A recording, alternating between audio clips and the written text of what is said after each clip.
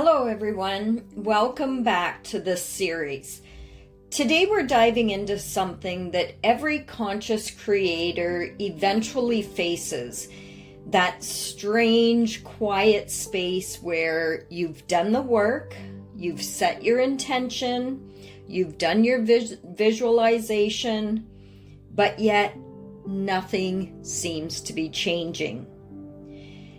It's in that space where your 3D world, what you can see, touch, and experience, feels like it's frozen in time. But here's the truth that both Neville Goddard and Abraham Hicks remind us over and over again. The 3D world is just an echo of all your past vibrations, your past assumptions, your past state of being. So it's not the cause, but now you are experiencing the effect of those states. So today we're going to talk about how to stay in faith and stay in alignment even when your outer reality hasn't caught up to what you have in your mind. So part one is going to be understanding the echo. So let's start here. The 3D world, otherwise known as your physical reality, is always playing catch up. It's like the lag between a sound and its echo if you were to yell into a canyon. So when you shout across the canyon, your voice takes a moment to bounce back to you. The echo is delayed, but it always reflects what you shouted in the first place. So the same thing happens with manifestation. What you're seeing now in your physical world is simply the echo of what you previously believed, assumed, and emotionally accepted as true. Neville Goddard put it this way: the world is yourself pushed out. So that means your outer experience is just a mirror of your inner assumptions. So if nothing is changing yet, it's not because your manifestation has failed. It's because the echo of your old vibration is still on its way or fading out. So don't get discouraged. If we were to hear Abraham say this in the same kind of manner, he might put it as the vibration comes first and the manifestation follows. So your job is to hold steady in the new vibration even when the old echo is still ringing in your present moment. So part two of this is why we lose faith. Now, let's be honest. This part of the journey can feel really tough. You've done the inner work, you're feeling good for a while, and then reality throws you the same old bills, the same lack of movement, or the same relationship patterns. And your mind starts whispering, see, nothing's happening here. And that's when most people give up. And I will tell you, last night was a perfect example for me. We went to buy a new TV.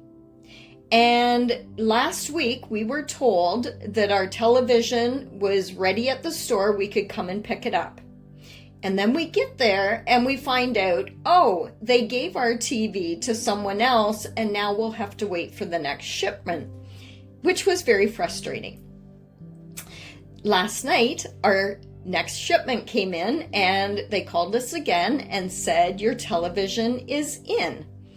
And so we went to go, and at first they were telling us that the system was down and they didn't know if we would be able to take our TV that last night or not. And so we waited about half an hour and we got the TV, and then we got home, and when we turned it on, the menu would not load, and there was a flaw in the screen which was almost identical to the old TV we were getting rid of for the same reason. So now we are going through the return process to get a replacement TV. But when I started to see these things unraveling, I was thinking, where was my mind a couple of weeks ago? Because I think I was getting discouraged with some things that I have been working on manifesting, and it wasn't happening. So now perhaps this television episode was my echo to that poor vibration. So I've been working on not getting caught up in this replacement TV so that I can move into the manifestation of having the new TV already hanging on the wall. So here's the key. Your persistence in faith is the bridge between the unseen and the seen. And Neville says faith is the loyalty to the unseen reality. So we need to remember that we are not being tested by the universe. We're just simply being stabilized.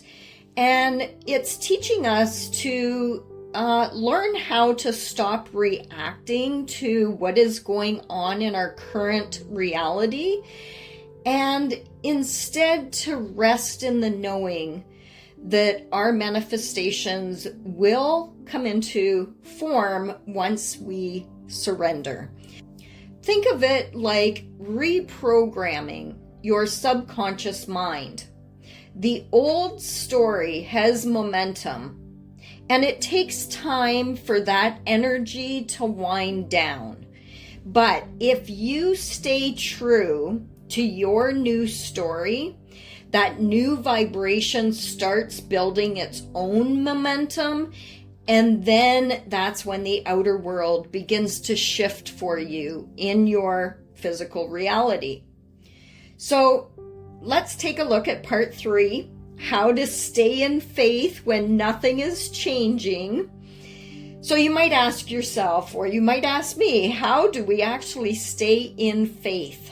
How do I keep my vibrations steady when my senses are screaming, it's not working? So let's talk about a few practical steps. The first one being stop checking for evidence. Every time you look for proof to find out, is it working? You're reinforcing that it's not here yet. So instead, you have to get your mind to assume that it is already done. And Neville would say, you must live as though it was true. And when he said that, he means you need to talk, think, and feel as if your desire is already yours. Not someday, but now. Point number 2 would be let the feelings lead, not the appearances. So when your 3D world doesn't match your desire, that's your cue to go inward, not focus on the external. And Abraham says, your emotions are your guidance system. So when you're feeling discouraged, you need to gently shift your focus back to the thoughts that soothe and uplift you. And you can say something like, I know my reality is catching up. Everything I've asked for is on its way. And focus on something else that makes you feel better. Point number 3 would be remember the delay does not mean denial. So the universe isn't saying no to you. It's simply aligning the path for your highest good. So there are people, opportunities, and timing factors being rearranged behind the scenes. And your only job is to keep your inner world clean. Your vibration, your state, and your self-talk has to stay in harmony as long as possible. So just stay in the feeling of knowing that it's on its way, it's already done in your imagination, and imagination is reality's blueprint. Point number 4 would be use revision or meditation to reset your mind. So if you feel shaken over something, take a few moments and revise how you want things to be. And you can look back to Neville's revision technique, and that's the perfect way that you can revise past events. So basically it's talking about just closing your eyes, imagine the event the way you wish it had gone, and then feel gratitude for it. And this simple act restores faith and keeps you aligned with your chosen state. And to help you out, Neville's own words will come up to tell you about the revision technique in case you're not familiar with it. So then we'll get back into our little chat. Here is a very healthy and productive exercise for the imagination. Something that you should do daily. Daily relive the day as you wish you had lived it, revising the scenes to make them conform to your ideals. For instance, suppose the day's mail brought disappointing news. Revise the letter. Mentally rewrite it and make it conform to the news you wish you had received. Or suppose you didn't get the letter you wish you had received. Write yourself the letter and imagine that you received such a letter. Let me tell you a story that took place in New York not very long ago. In my audience sat this lady who had heard me numberless times. And I was telling the story of revision. That man, not knowing the power of imagination, he goes to sleep at the end of his day, tired and exhausted, accepting as final all the events of the day. And I was trying to show that man should, at that moment, before he sleeps, he should rewrite the entire day and make it conform to the day he wished he had experienced. Here is the way a lady wisely used this law of revision. It appears that 2 years ago, she was ordered out of her daughter-in-law's home. For 2 years, there was no correspondence. She had sent her grandson at least 24 presents in that interval, but not one was ever acknowledged. Having heard the story of revision, this is what she did. As she retired at night, she mentally constructed 2 letters. One she imagined coming from her grandson and the other from her daughter-in-law. In these letters they expressed deep affection for and wondered why she had not called to see them. This she did for 7 consecutive nights, holding in her imaginary hand the letter she imagined she had received, and reading these letters over and over until it aroused within her the satisfaction of having heard. Then she slept. On the 8th day, she received a letter from her daughter-in-law. On the inside, there were 2 letters, one from her grandson and one from the daughter-in-law. They practically duplicated the imaginary letters that this grandmother had written to herself 8 days before. This art of revision can be used in any department of your life. Take the matter of health. Suppose you were ill. Bring before your mind's eye the image of a friend. Put upon that face an expression which implies that he or she sees in you that which you want the whole world to see. Just imagine he is saying to you that he has never seen you look better, and you reply, I have never felt better. Suppose your foot was injured. Then do this. Construct mentally a drama which implies that you are walking, that you're doing all the things that you would do if the foot was normal, and do it over and over and over until it takes on the tones of reality. Whenever you do in your imagination that which you would like to do in the outer world, that you will do in the outer world. The one requisite is to arouse your attention in a way and to such intensity that you become wholly absorbed in the revised action. You will experience an expansion and refinement of the senses by this imaginative exercise, and eventually achieve vision in the inner world. The abundant life promised us is ours to enjoy now, but not until we have the sense of the Creator as our imagination can we experience it. Persistent imagination, centered in the feeling of the wish fulfilled, is the secret of all successful operations. This alone is the means of fulfilling the intention. Every stage of man's progress is made by the conscious, voluntary exercise of the imagination. Okay, so hopefully that helped you. So now we're going to look at a real life example. And there was another quick story that I was thinking of, and I believe this also came from Neville in one of his lectures. And a man once told him that he had been manifesting financial freedom for months, but his bank account still looked the same. And he was ready to give up. And he decided to stop checking his bank balance every day and to see if money was coming in or checking the mailbox.